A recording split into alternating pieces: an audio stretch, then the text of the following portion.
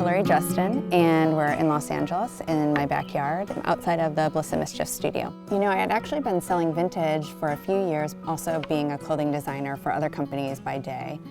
And it was just kind of, there was a moment where I felt like I wanted to start making things again. Bliss And Mischief is very rooted in vintage, making one-of-a-kind pieces that connect with this kind of shared nostalgia that we all have. I just fell in love with chain stitch, and I was wearing a lot of vintage Levi's at the time. That really does come back to my Uncle Phil, who also goes by Cowboy Phil. All these amazing pieces that he collects that specifically have that Hollywood cowboy Western wear chain stitch.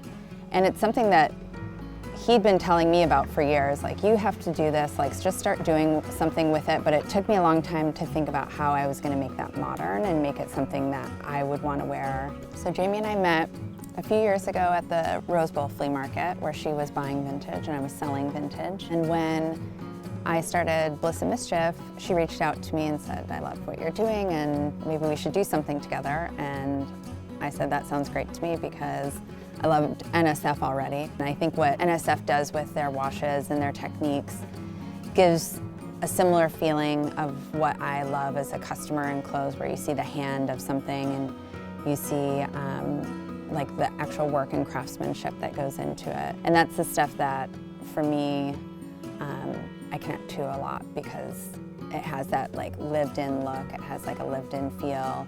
So this space is really a design space, like a playground. This is where, you know, I just play with colors and sketching. Jamie will come over and we'll play with embroideries that I have already done, or some swatches that we're playing with. What inspires me, that I always come back to, you know, the same elements. I love vintage Western wear, I love vintage denim. I get really jazzed up when I find a vintage piece that I feel like I can make new again and interpret in a modern way. Something that existed, but finding a way to reinterpret it or improve upon it, and bring it to the present moment and make it important again.